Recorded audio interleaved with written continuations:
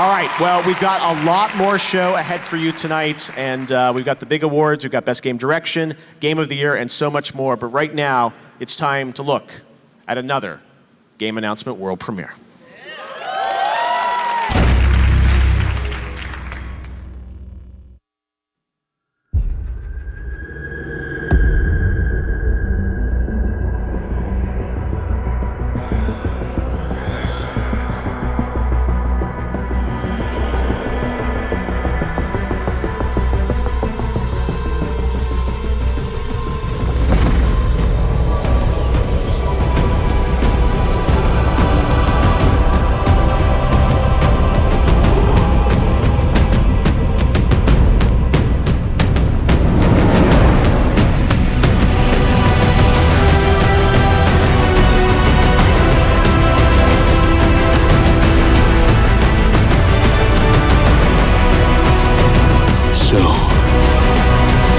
Found me at last.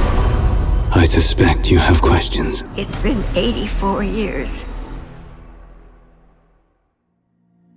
Welcome, patrons, and who cares about whatever I was going to talk about this week, as the first of hopefully many Dragon Age 4 trailers dropped last Thursday. Now, I totally get this video is late in coming in, so while the initial breakdown on Codex Added was my first thoughts, and the stuff we covered in the podcast being mainly theories that I've seen floating about, this is going to be more over the hard facts and links to other imagery that I can find regarding what we can see, as well as my own speculations. Also, a lot of the stuff you guys have tagged me in because you guys are awesome. And if you tagged me in something and I didn't put it in here, I've had so many Twitter notifications. I don't even know what to do with it. It has been kind of overwhelming. But anyway, if you want my fast thoughts, go over to Codex Added in my Twitter. Videos on this channel are just going to be a bit slower to come out because I just want to take my time with them. So anyway, with all of that out of the way, let's talk about The Dread Wolf Rises. The imagery. The idol. The very first thing we see is the idol, so let's have a quick review of that. And by quick review, I mean this is probably going to be half the video because there's a lot to say on the idol. But here's everything we know about it. If you do not recognize the idol, then you probably didn't play Dragon Age 2. At the height of Act 1, Hawke and the gang travel to the deep roads in search for treasure. They end up finding a legendary Tig that is said to be older than any other, and the statues and structures there are unlike anything seen before. Sure enough, a lot of the statues there looks more Tevinter-based than Dwarven, and many of these assets will actually be reused in the Nightmare Realm in the Fate and Dragon Age Inquisition and the Descent DLC. It looking like something from Tevinter is odd, as the Dwarven Empire predates the humans by many, many centuries, yet this Tig is older than any Dwarven ruin and not in any memories. In the Nightmare Realm, you can actually interact with one of the statues, and it says that it's called the Claws of Dumont, an item that is used to sacrifice people for the use of blood magic, and it was used to open a rift into the Fade by the Tevinter Magisters, which was said to start the Blights.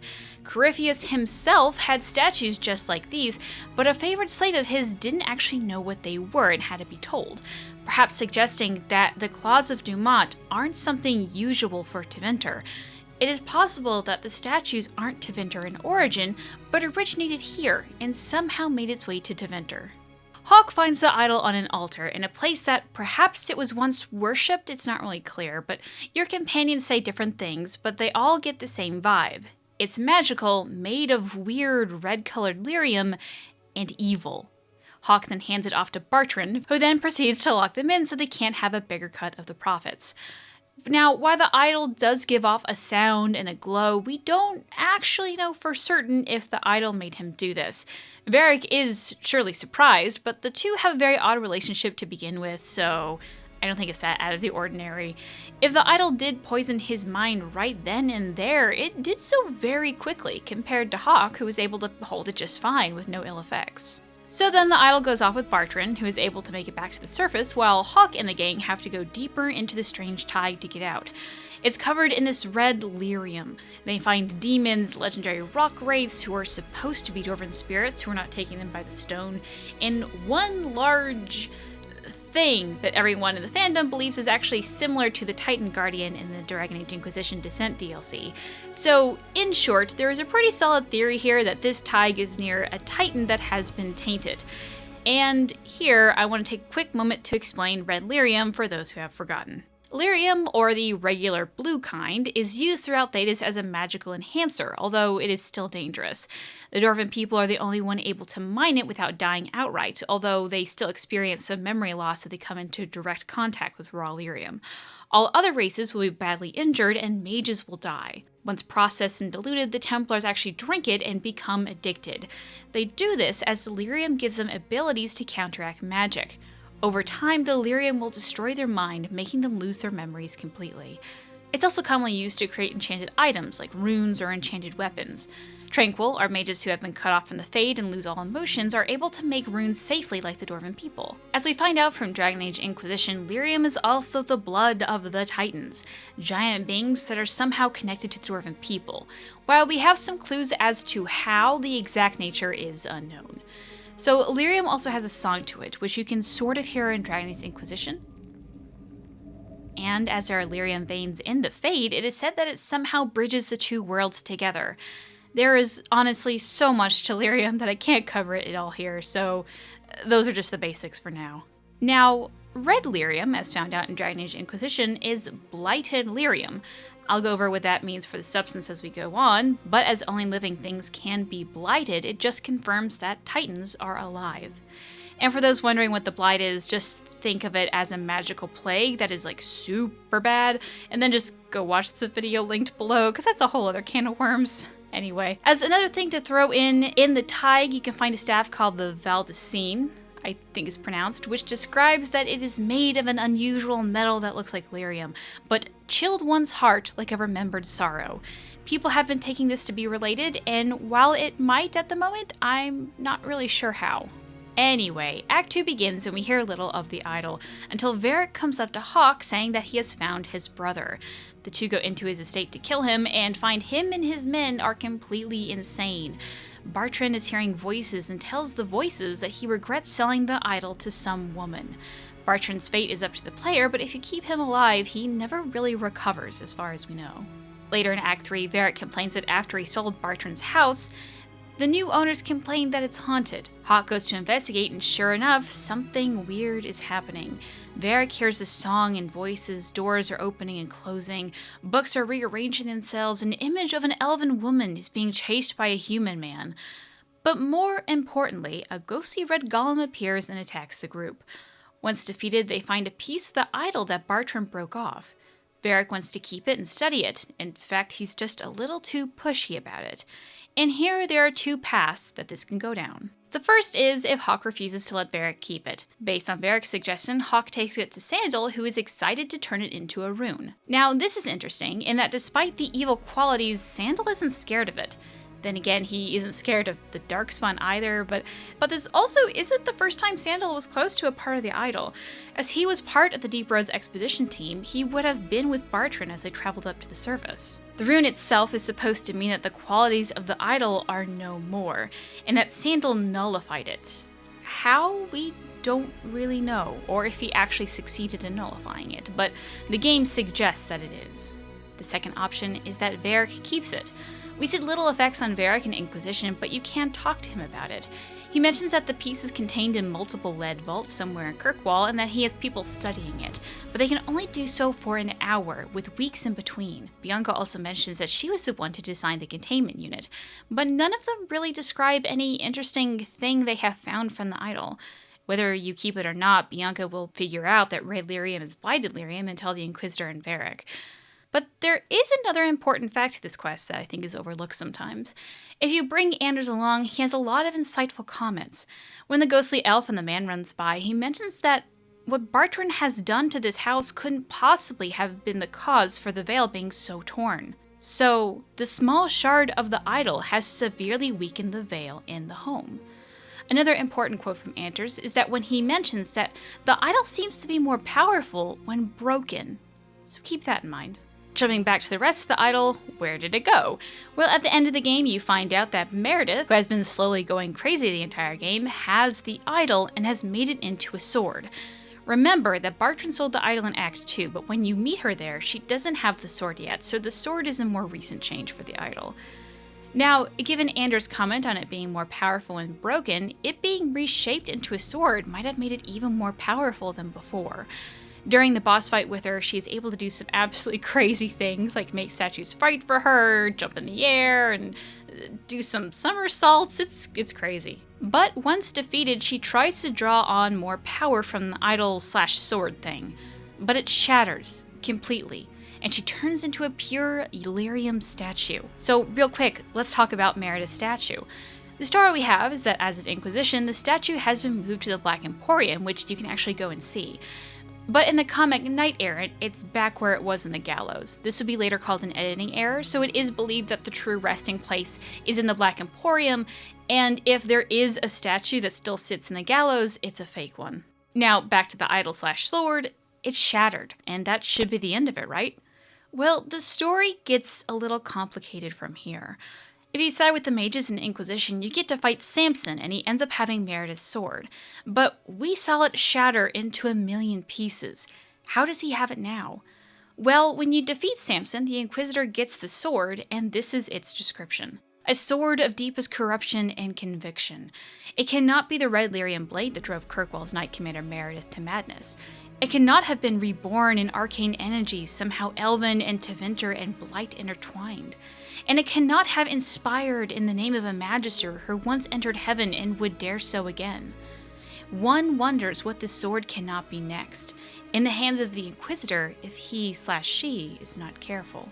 When I first read this, I honestly thought it was little more than just an Easter egg, a way for players to use the cool item model of the sword. But after this teaser, I think I might have been wrong. Now this is theory and not fact, but it does kind of sound like the Elven and Tevinter and Blight intertwined was that Corypheus used the orb that he had gotten to recreate the Sword of Meredith. Why he would do that, I'm not really sure. Perhaps Corypheus knew of its power? We don't really know. Now real quick, there is a short story about Samson called Paper and Steel.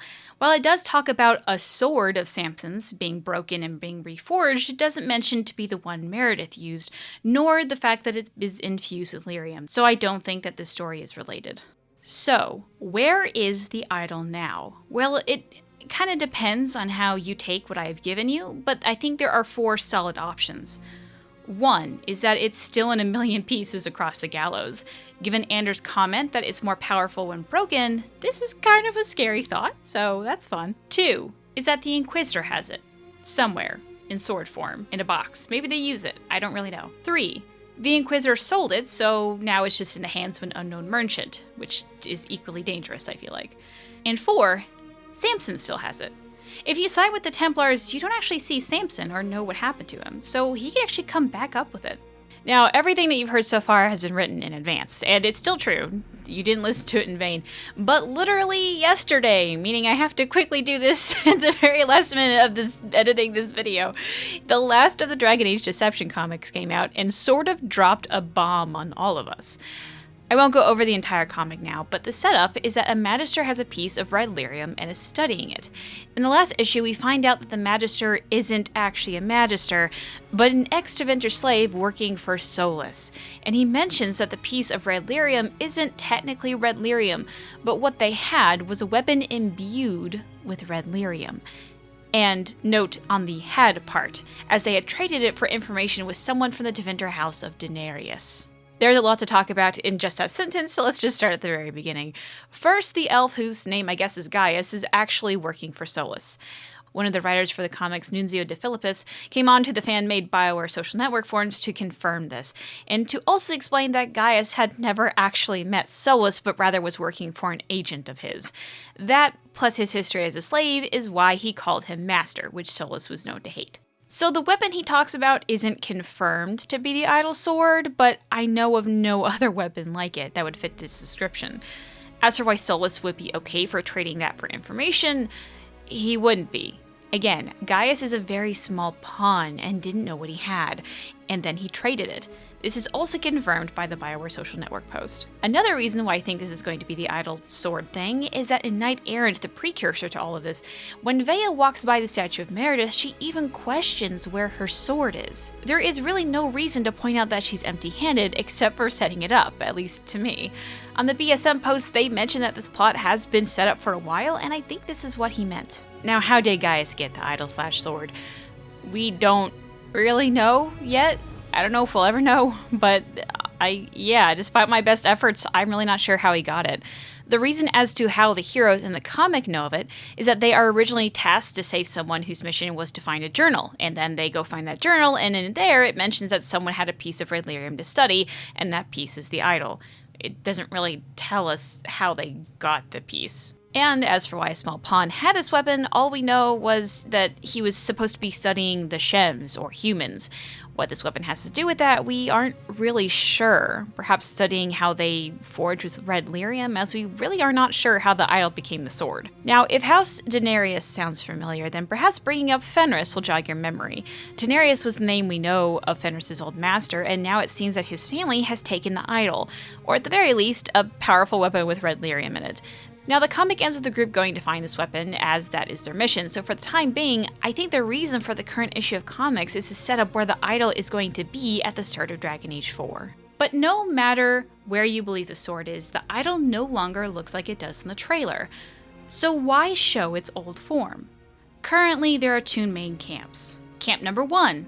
There is another idol. Before I even go into this, while I will be open to the idea that there is another idol, I don't know, I can't get behind that any of them look the same as the one that we found and the one that's in the trailer, but that's something to get into later.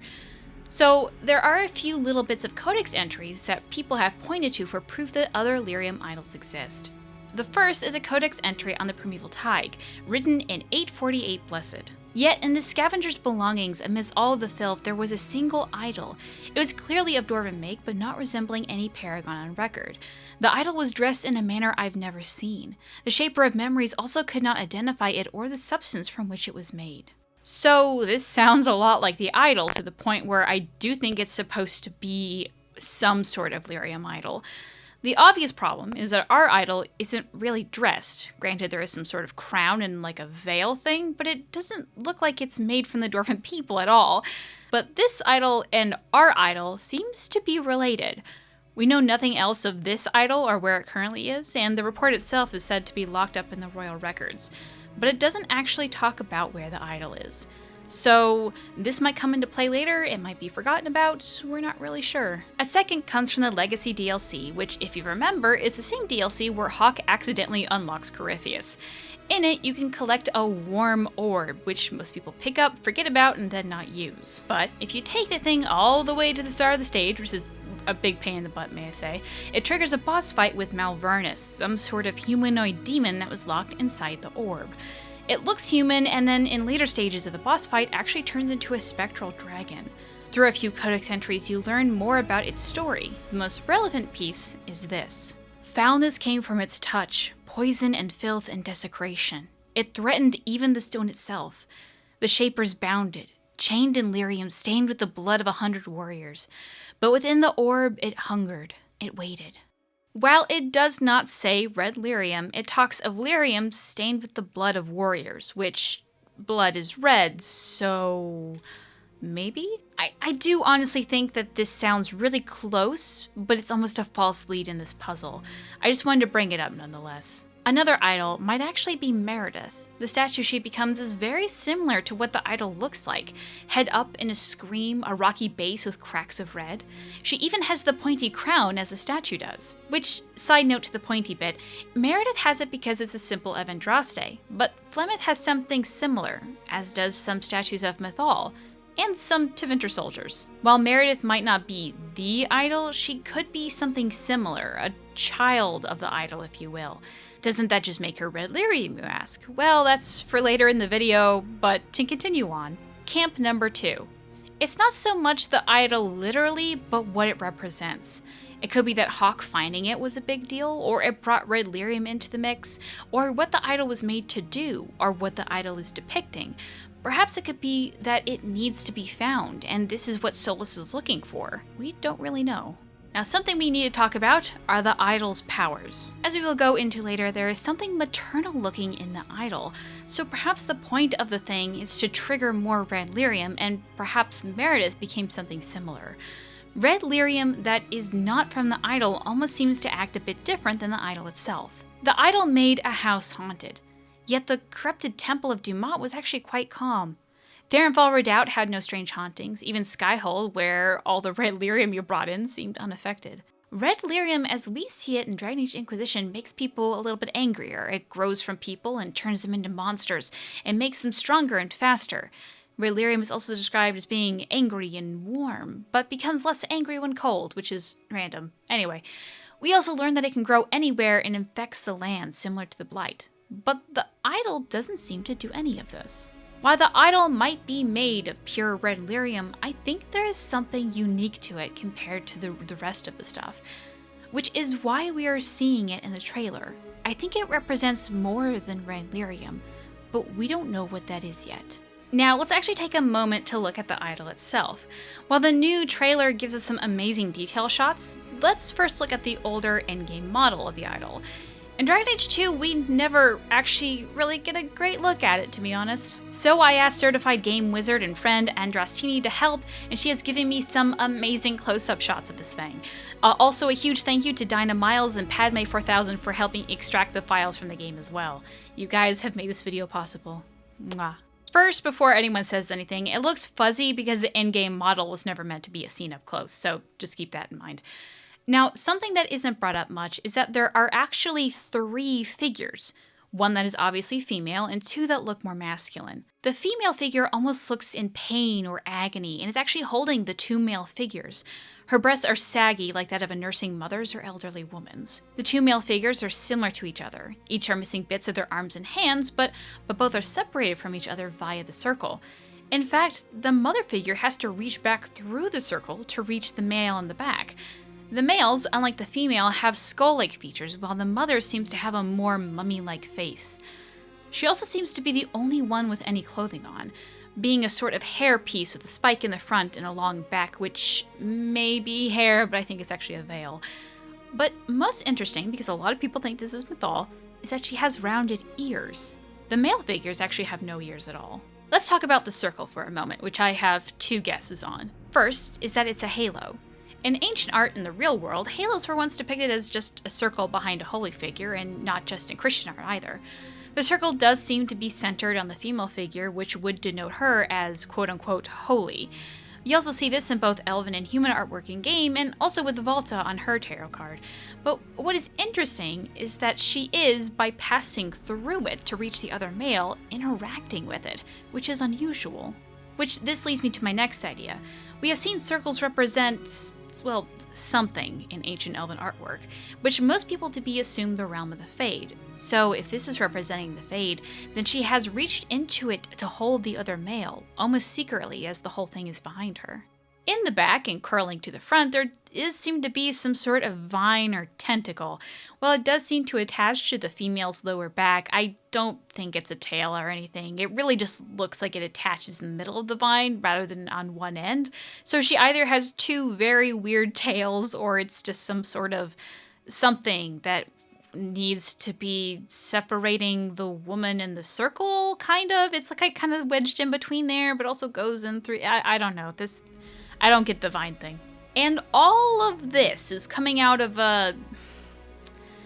I mean, look, I'm just gonna be the first to say it. It looks like a monster vagina. Like, I'm really not trying to be crude. This just looks like a monster vagina. Maybe it's a portal, but like portals are more like ethereal looking. Like you really, I don't know. You can see it for yourselves. Well, it has a back to it and spikes on the side. It really just looks like they're being born of something, and out from this monster vagina is where the red lyrium veins comes off out of, which suggests to me that this was broken off of something, even though Hawk just saw it lying there when we got it for the first time. Now, while the idol is described as being solid lyrium, it does look like there's some sort of covering on it, perhaps paint or something similar. Like, part of this even looks wooden, you know? Then again, there is some red lyrium, like Meredith, that has a stone-like surface to it. But the idol is actually kind of colorful. The bottom is a darker color, and there are bits of green to it as well. Although it doesn't look much like that in the trailer version, so maybe that's been retconned or changed, maybe washed off. I don't really know. Now you may be asking what the little piece of Lyrium that Bartrand took looked like.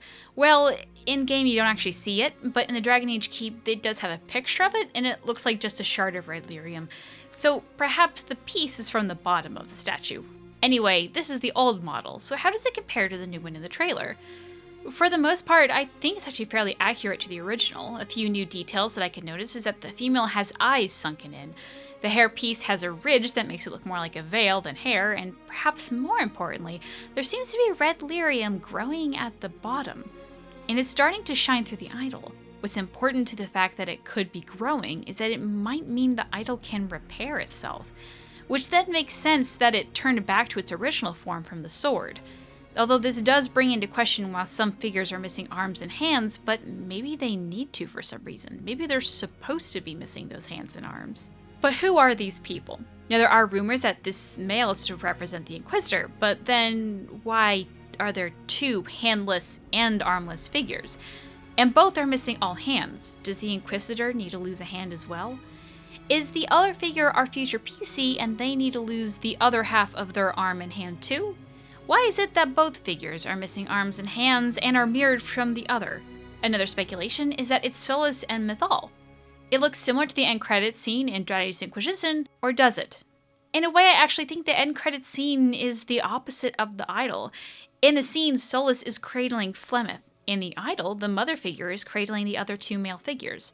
The male figures also look skeletal, while the female looks, well, I guess more alive than the other two. Also, the idol is older than the credit scene, so I'm iffy on this one. But maybe it's the death of Mythal, I hear you saying from across your room. Passing by the rounded ears, which I think kind of debunks it, but it technically work, but that's a whole nother story. Anyway, the figure is very motherly, and we know so little about her death, it could very well might have something to do with idolizing it. Perhaps this was made by people who worship her death. What if it's Andraste? Well, the idol is older than Andraste, so that I don't think that works. Which, speaking of that, what we need to stress is that this thing is old. It's supposed to be older than the Dwarven Kingdom, yet it seems to depict humans, which arrived fairly recently in Thedas. This could be the first depiction of humans that we know of. And this is one that I'm just going to throw out to the wind. What if these people are the Forgotten Ones? The Forgotten Ones are considered the evil elven deities, and those that worship them are traitors to the modern elves. There are rumors that there are Dalish in Orlais that have bright red Valisline and sacrifice humans to these gods. There are 3 known names for the Forgotten Ones: Anaris, who is referred to as a male, Gelderon, and Darenthal, who is connected with a staff that uses a female figure of what is usually Andraste on a logo Circle of Magi, but does sort of look similar to the idol. So, from the limited knowledge we have, one is male, one might be female, and the other is unknown, which so far fits with what we have seen on the idol. On top of all that, they can be connected with red lyrium as well. They are said to have lived in the Void. The story of Andrul speaks of her trying to hunt down the Forgotten Ones in the Void and taking a piece of the Void with her.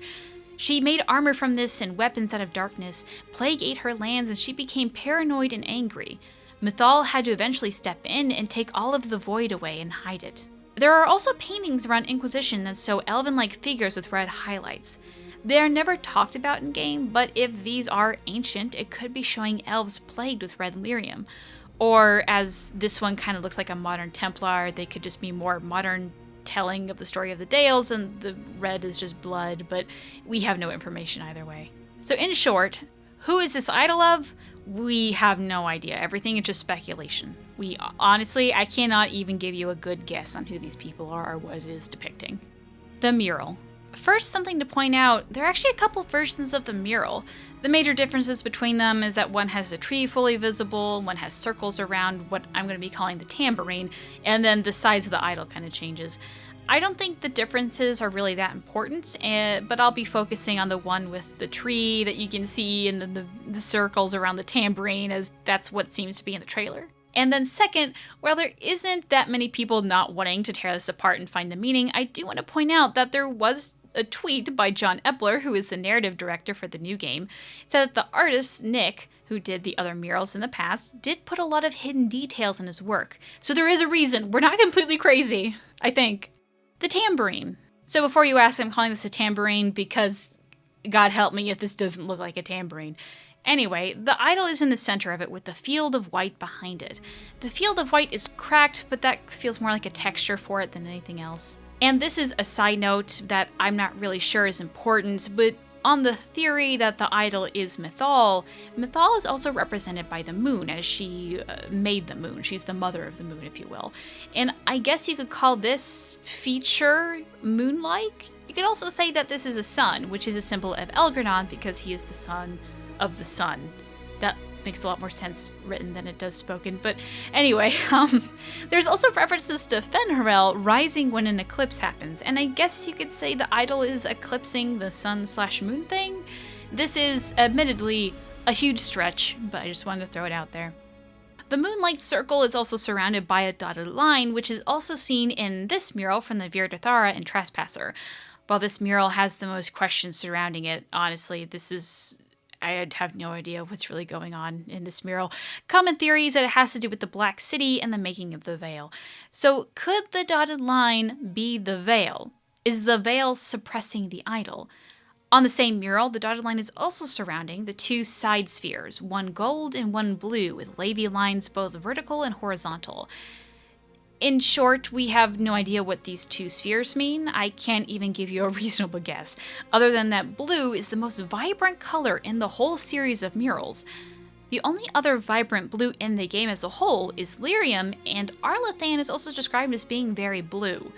The gold is more curious, but Andrul is said to have put power on weapons of gold. We will get to more of that in a bit, though. So, in short, I don't know what the sphere means, but they are covered in the dotted line. There are also a couple dotted lines that appear in the mural in the Elven Sanctuary. One is surrounding something that looks like the orb from Dragon Age Inquisition, which is all obscured by these blue wavy lines. The other line is actually framing the entire scene on the top and the bottom. What's interesting is that while the elves seem to be behind the line, what we believe to be Solas is both behind and in front of the line, like he walks in between them, which would make sense given his abilities, but is kind of an interesting little detail. Now, before anyone says anything, it does look like the line is sometimes obscured by some of the other elves, but you can still see the line through it just a little bit. You can still see it, other than with Solus, which it completely blocks it. Like his connection to it and our stepping on either side is almost clearer than the others. So out from the dotted line, we have what gives the tambourine its name and what I'm going to call the bells. There are 7 bells, 5 of which is dark and 2 that are lit up. Just from the numbers itself, the most likely conclusion is that it's tied to the old gods and the blights. 7 old gods for 7 blights, 5 of which have already passed, 2 more to come, 2 old gods alive. All the order itself is unusual, and we don't know much more about that. There might actually be a reason for it. We just don't know what it is. With that being said, there are rumors of an 8th old god that is not depicted here on the tambourine, but perhaps that is the reason why the bells don't go all the way around the circle. Maybe there are more that we just don't know of. Another theory on the bells is that it could actually represent the high priest of the old gods that we know of, Corypheus and the architect. I've also heard that it could represent the elven gods, but there's 9 of those, not 7, so I don't think that's possible. I've also heard that it could be representing the souls of the old god, which that one could make sense and could not also make sense at the same time, considering Erthemiel's soul that might be in Kirin and might not. So what would be interesting is that if we see this again, and then if your playthrough you suddenly have 3 instead of 2, then it's representing the souls rather than the actual old gods that are locked away. So this is something to keep our eyes on as we go on. Now, I also think the design of the bells is important too. For starters, it's very similar design to a few of the Trespasser murals. The one found in the Deep Roads, which seems to show the death of a titan, has one of these in its center, followed by a different colored one in the hands of the elf. Now, granted, the one in the titan is thicker for some reason, while the one that hands the elf is pretty much the exact same, but just a different color. The same different colored bell is also on the Virdathara mural being held up. So, what is in the center? I would describe it as looking like a star, to which I point towards this codex entry from the Temple of Mythal. She took the radiance of the stars, divided them into grains of light, then stored them into a shaft of gold. And Drool, Blood, and Force, save us from the time this weapon is thrown. Your people pray to you. Spare us the moment we become your sacrifice. There's a brief image of an elaborate golden spear glowing with unbearable heat, then it fades. But there seems to actually be more to this poem thing. If you have the Trespasser DLC, then complete the War Table missions about Kirkwall, which is interesting. You get a bow called Andrew's Gift, which has this as a description.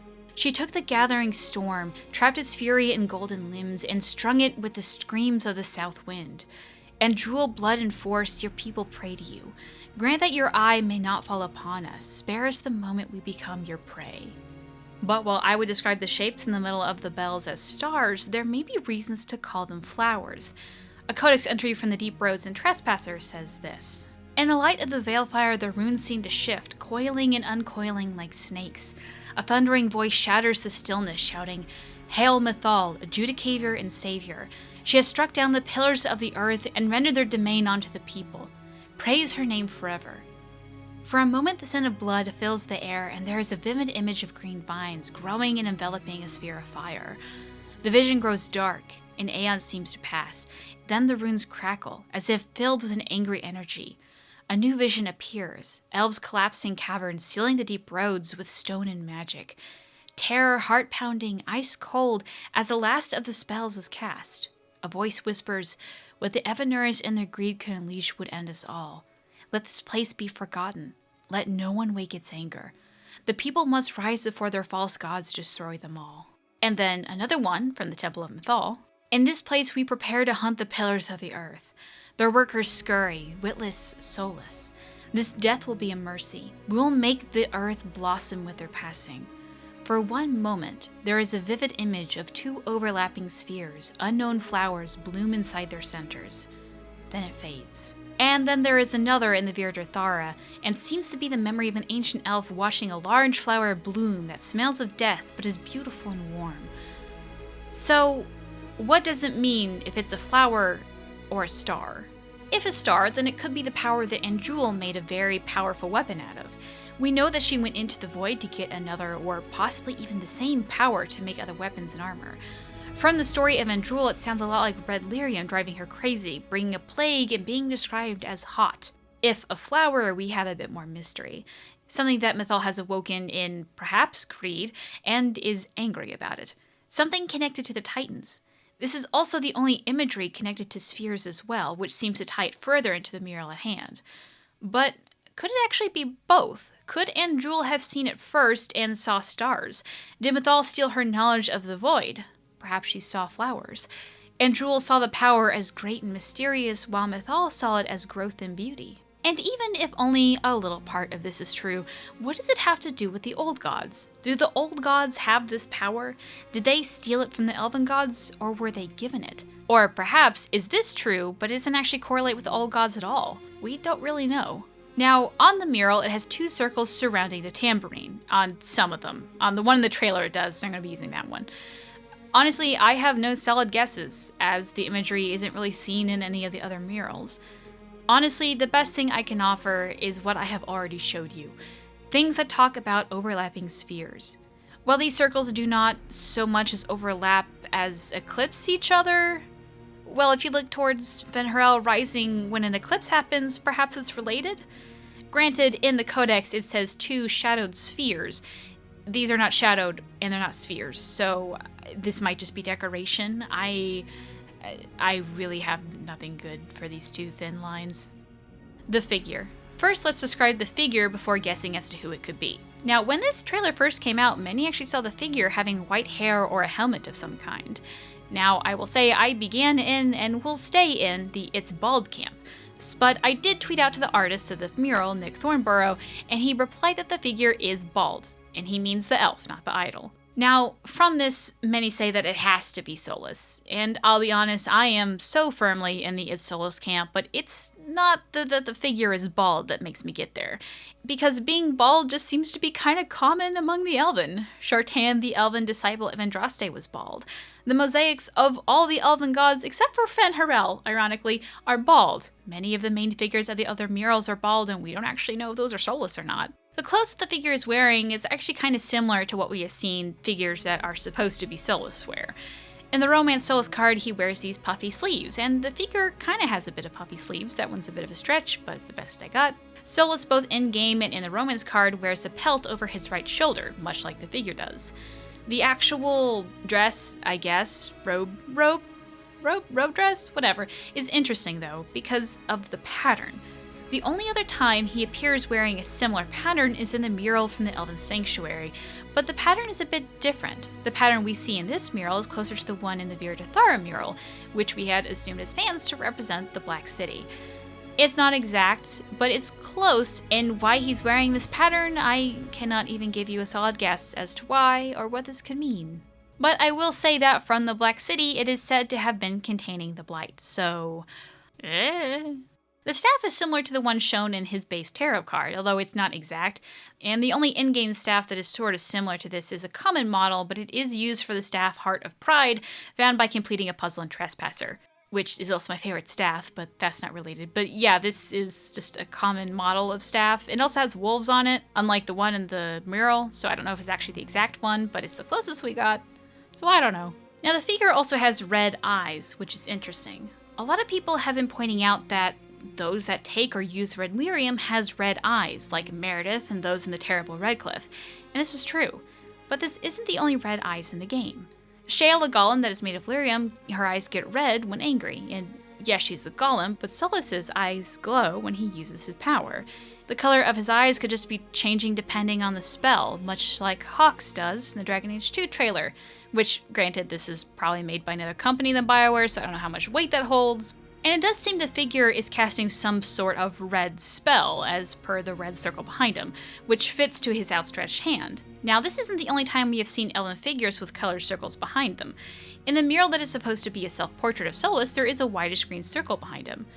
But what is curious is that typically, magic associated with Solus has taken a green or blue color, not normally red. So if it is Solus, is it red lyrium, or could it be blood magic? Perhaps it's even just a fire spell, as the whole thing is covered in fire. And technically, guys, let's be honest, it's more orange than red, even compared to the red Lyrium Idol in the same mural. Here's the color palette for the eyes, here's the spell, here's the idol, and then also here's the wolf's eyes, because we'll talk about that in a moment. But it's a different color. So, with all of that, who is this figure? I've heard talk that it's really any number of the elven gods, Elgernod, Falandin, Darthamin, whoever the fuck. But honestly, guys, this is just so Solus to me. I can't even consider the other options. Given the pelt and the context, it just has to be him. And I think because it's Solus, I don't think that he has taken or is using the red lyrium like everyone is putting into their theories. See, for proof in the mural, the color is different. Again, every detail is important, and it's the color of the surrounding fire, not the red in the red lyrium. For in-game proof, Solus is so against using the Blight that he takes the Inquisitor aside just to complain that the Grey Wardens are fools for tainting themselves. His exact words are, "The Blight is not something one smugly outsmarts." I don't believe he thinks he can control the Blight, and I can't believe he would try. I think the idol in this image is being contained, which is the reason why the dotted line is so thick and the bells are somehow maybe the key to unlocking the prison. So that's I guess my theory out in the winds, but on that again, that's all theory. I have no proof for this, but anyway. The wolf. The wolf has probably caused the most confusion for fans so far, and I think for a good reason, because before I even go into this, we got no solid answers. So the most obvious link to the wolf is that it is almost the exact same from Solus's final tarot card. From the design to the red eyes to the weird tongue, both even look, I would say, a bit hungry. But while in the tarot card, Solus was being loomed over and was even kind of connected to it, here, in the mural, he's standing apart and almost seems to be attacking it. Now, this isn't the only three-eyed wolf in the series. We see a kinder, almost protective-looking three-eyed wolf in the self-portrait mural, with the mural itself drawing attention to the eyes. We also see a figure wearing a pelt and a mask of a wolf with 3 eyes. Yet all other wolves in association with Solus has 2 eyes, the mosaics, the statues, even the little white wolf in his romance card. Honestly, after Trespasser, we all just kind of assumed that the 3-eyed wolf was Solus, because given pride demons have multiple eyes, Solus's name means pride, and then he's a wolf, so it's like a pride wolf, you know what I mean? We just kind of all came to that conclusion. So, who is this wolf? I think there are 2 main possibilities. One is that the wolf represents Solus still, but him as the world ender, the evil that must be defeated. But he, the man, is against it. It's symbolism of his inner struggles with the man he is and the man he thinks his people needs. And two, the wolf is someone else. But what other giant elven wolves are there? Is he not the dread wolf fen'harel? Well, no, I do think Solus is the dread wolf fen'harel, despite what I accidentally said on the stream the one time, but that's an accident anyway. But that doesn't mean he's the only wolf, nor is this the dread wolf. Elven folktales talk about a rebellion led by fen'harel, and that these tales inspire the tales of Shartan. Shartan and his warriors are often represented by wolves. Solus talks to Sarah in banter about her organization, the Red Jennies, and gives her a lot of tips and tricks about how she should run it, almost to the point where it sounds like he has done this before. One of those tips is how to neutralize members who are doing more harm than good. Solus himself tells us that he has had companions in the past, and we know one of them is Felisan, a character in the Masked Empire. So, in short, I think that the wolf is Solus's duty, but more physically, the people that was once with his cause, that has now become out of control. That is why the giant wolf looked kind, protective, and was even a part of him, but now looks twisted and looms over him. I think in the game, he is going to have to fight them back. Who were these people exactly? Well, one theory that was told by Simone, or Sim1, was that the three eyes could represent the Forgotten Ones, perhaps three major generals in his rebellion. We know Solus was in league with them at one point, and he locked them away. I imagine they're pretty angry about that. It could also, perhaps, be Felisan, or any other people that he wronged and tried to kill along the way. Perhaps followers who didn't know that his plan would destroy them all. Either way, as Cowan pointed out, this isn't the only time two quote-unquote wolves have been opposite one another. As seen with the shrine in the Exalted Plains, a statue of a white and black wolf opposing one another. As the shrine tells us, the Dalish do not wish to draw the gaze of the dread wolf, and in the mural, it seems that in this image, for once, he is looking at either himself or his cause. The tree. The tree is an interesting figure in that in the smaller versions of the image, it actually gets mostly cut out a lot, so I don't actually know how important this is. You really don't get a good look at it during the trailer either. So as far as tree imagery goes, there are a couple options here. One, Mythal or her people. Other than dragons, one of Mythal's main symbols is a leafless tree. And, well, I guess it doesn't have leaves on it, does it? Now, granted, at first, when I saw the tinier portion, I thought it did have leaves, as the flames are cut off and it just kind of looks like the green is the leaves. Maybe I'm the only one who saw that. But it is unusual from the image we know. The leafless trees of Mythal have been more uniform, almost geometric, and even. This is wild and twisted. Now, this could be because Mythal is shattered, and her people, and by that I mean the elves from her temple, are almost destroyed, so the roughness of the tree mirrors that of Mythal herself now. Two is the elves. As people have been pointing out, the city elves have a tradition of planting a large tree in their communities and decorating it, as a sign of the old ways of the elves. My only complaint is that this isn't decorated. It could be, but that the elves have just fallen from grace, and so is the tree, so I guess there's that. And three, the modern elves. In the book The Masked Empire, Felisan, a known spy for Solus, doesn't seem sure about the tree representing all the elves, and instead asks if it can't just be a nice-looking tree. He doesn't like that they took this tree as a symbol for their community.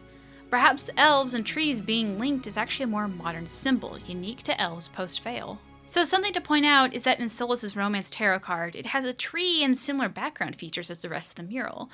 One of the for sure things about the Solus romance is that, well, you got Solus to realize that the people of Thedas are people. If the tree represents modern people, here he is looking at the tree, studying it, being with it, with the people. In the mural, he has turned his back on the tree, even catching it on fire, but it does almost look like he is protecting it still, which is interesting. The rest of it. So let's talk about the background for a bit. The ground itself actually looks very similar to the Solus romance card, but blackened rather than gold, which makes sense because fire. The green in the back is also similar to the romance card, although the pattern is different, and it's more similar to a self-portrait with the little triangles, although they are different sizes and colors. And perhaps more importantly, everything looks like it's on fire, and black spots that almost look like soot. But while the figure is in the fire and is in the scene in general, the wolf is on top of everything, swallowing everything. It even covers a bit of the tambourine. The figure almost looks like it's cornered by this massive blackness. I will also say that people report seeing figures in the wolf, but I just don't see it. I've seen their images, but it just looks like textures and shading to me. I've seen like 3 or 4 different images of things in the wolf mane or whatever, and none of them look convincing to me. It really just looks like gobbledygook. So maybe there's something there, but I don't personally see it. Words. Solus's lines. The lines itself are as such. So, you found me at last. I suspect you have questions. Honestly, I'm not putting too much thought into this because I don't think there's really that much there. He was expecting someone to find him, and then they did. Now they probably have questions. I mean, okay. I've heard people say that it sounds like he is talking to the Inquisitor, because, here's a quick theory, maybe he was. Not that Solus will meet the Inquisitor in Dragon Age 4, but rather that this is reused lines from Trespasser. Honestly, this is so much like the Trespasser dialogue that I would not be surprised if this was made from scraps they had. If not the actual audio, then at least the words. Hashtag the Dread Wolf Rises. I think what this refers to is Sandal's prophecy in Dragon Age 2. For those unaware, in Act 3 of the game, you can click on Sandal and he will say various things. Very rarely, he will say this. One day the magic will come back. All of it. Everyone will be just like they were. The shadows will part, and the skies will open wide. Huh? What's this? When he rises, everyone will see. By the ancestors, what's gotten into you, my boy? Enchantment? That's more like it. Now, I thought that this prophecy was mostly about Dragon Age Inquisition, but it seems I was wrong. That's okay. Another reference for Dread Wolf Rises could be from the Immersion Compendium, a codex entry found in the Black Emporium. It describes that there is a book where it shows pictures and strange words at random times, and it really hints to a lot of things in the future, and not a lot of them have actually happened yet, but the strange words are in a code, and once decoded, the whole relevant part of what I'm talking about says this. 2 shadowed spheres among stars, subtitled An Eclipse as fen'harel Stirred. Granted, fen'harel already stirred, as Solus is awake, but what if fen'harel, as he once was, will be back, and the game features an eclipse? I don't really know. Just a guess. I will also say for those who are questioning, I do not actually think this is the title of the game. This is much more likely just to be a tagline for the game, like Dragon Age Inquisition was Lead Them or Fall. Sounds. Solus's lines, again. Something I want to touch on is that a lot of people think Solus sounds different. And I agree, but I don't know why. Solus has always sounded different in a lot of his lines. Like, listen here to the difference between banter Solus and dialogue Solus. My friend is a spirit of wisdom. Unlike the spirits clamoring to enter our world through the rifts, it was dwelling quite happily in the Fade. You initially believed our Herald of Andraste was involved in the attack on the Conclave, yes? Now Trespasser Solus. I lay in dark and dreaming sleep while countless wars and ages passed. I woke still weak a year before I joined you. And now Trailer Solus. So, you found me at last. I suspect you have questions. To me, it all sounds just a little bit different, with the latest being the closest to Trespasser, I guess. But to assure some people, it is the same voice actor. He just sounds wearier, tired, gruff, if you will. Solus seems fairly light and carefree in Dragon Age Inquisition, but in this, as it did in Trespasser, something has changed. Music. Before anyone asks, the music is new. We haven't heard this before, and it doesn't really sound like anything we have heard yet in the games. And to be completely honest with you guys, this sounds more like the new Anthem music than what we got in Trespasser. Just something about like the guttural sounds is I think what's giving me that feel. So I did tweet at both people who did the Dragon Age Inquisition and Anthem score, but I have not got a reply to either, probably because they can't talk about it, no hard feelings. But I do wonder if whoever scored this trailer will be the person who scores the whole game. Now there are parts of it that kind of feel familiar to Inquisitions to me though. There is this sound from some sort of string instrument that kind of sounds like a lot of the music we had in the Fade.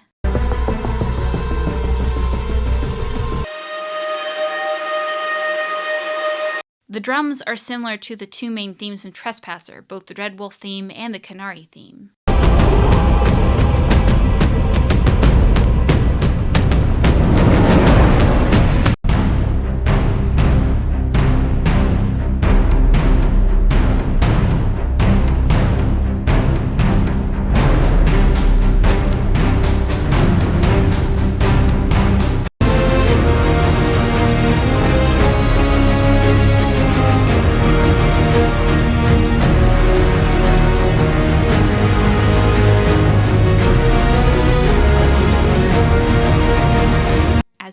interesting things. There does seem to be, I don't know, there's a couple weird things to me. So there's like this, maybe a laugh, I'm not sure what to call it. Now, it happens right as we get a close-up of the female's face. I don't think it's an actual laugh, but the quality of the sound has a rhythm like a laugh, if that makes sense. And right before that, there's a sound with like a whisper-like quality. There's also this croak-like sound as we watch the red lyrium climb up one of the male's ribs. And the part at the beginning that sounds like chanting or something.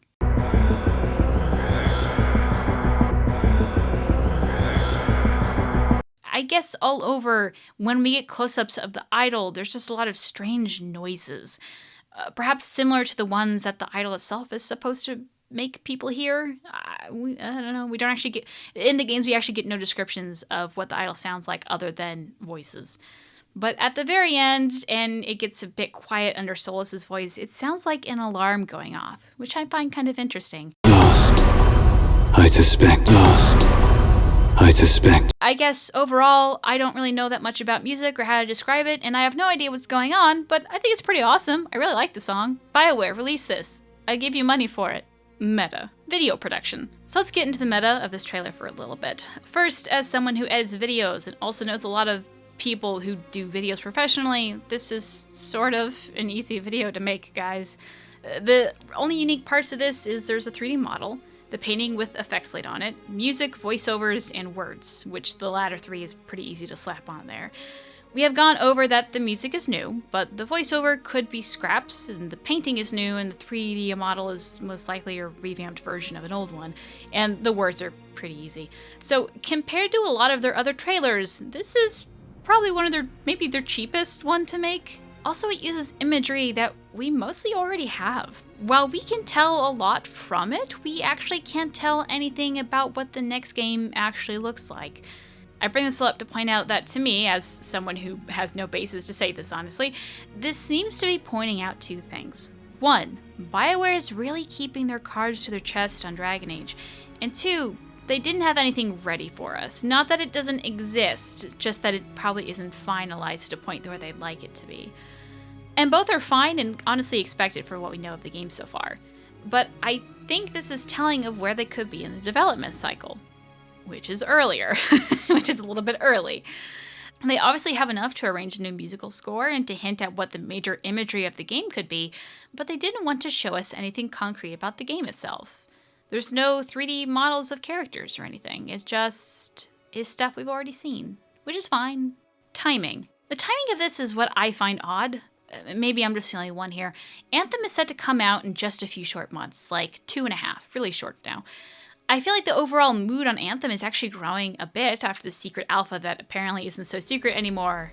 Follow your NDAs. Anyway, so why take away from Anthem with the fan favorite Dragon Age? Well, perhaps, and this is all theory, it's actually to help Anthem. After more and more Anthem stuff has been released, there has just been so many fans of Dragon Age worried that BioWare will fall if Anthem does, or that if Anthem does well, they will completely ignore Mass Effect and Dragon Age. And while they have told us again and again and again and again and then again and then again that they will not do this, I think this is a peace offering to us. Proof that they are working on it, and it's something that they are thinking about, building it more concrete. But much like this trailer in the Game Awards, at the moment, Anthem comes first, but Dragon Age is coming soon. The purpose. So what is this trailer trying to tell us? We didn't really learn anything new at all. All that we have been given is to focus on certain pieces of the puzzle going forward. And the most interesting thing is the idol that we kind of all thought was out of the picture, because, like, you know, it explodes and turns into a sword, and then just kind of like a gimmicky sword, I guess, that you can use only if you got Samson. So, like, it's kind of, I don't know, that one's a surprise, but everything else is like we kind of know to pay attention to those things. Another thing that is interesting is that you can see the major plot points represented from all three games in this mural. The Blights, the Idol, Solus, they all come together and interact in causing destruction. So while the exact meaning of the imagery are unknown, I think the intention is clear. What we will have to face in the next game is going to be bigger than all the other threats combined. And further, really look at the new trailer. Show it to someone who doesn't know the game and notice how they probably don't know what's going on and probably don't care. Most trailers and teasers are to get people excited for a piece of media, and they are generally aimed so that most people will get what's going on. Except this. This is honestly only understood by those who have played the games. This teaser is for fans only. This isn't to promote a game that everyone will love. This is to assure the fans that it's coming, and it has what we desire, to find solace and to find out more about the world of Thedas. And that, dear patrons, is my dissertation on the teaser trailer. This is like 20 pages I wrote on this. Anyway, there are a lot of good videos out there dishing out all sorts of theories, but this one's mine. I hope you liked it. Again, in the future, if you want my fast thoughts, go check out Codex Added. If you don't mind waiting like a week or a couple days or something like that, then you come on here. So, with all of that, do you still have lingering questions, proof that I'm wrong? Comments about your own fan theory. Feel free to tweet me at Gildathon on Twitter or send a PM to user Gillanon on Reddit. Duresh Sharal. Real quick, I say send me fan theories, and while I love them, please don't send me fan theories about this trailer anymore. I'm not going to do anything else with it. It's very interesting, and I'm glad you're all having fun, but I'm just giving so many. I don't know what to do with it. I don't know what to do with them, guys. I'm overwhelmed. Help me.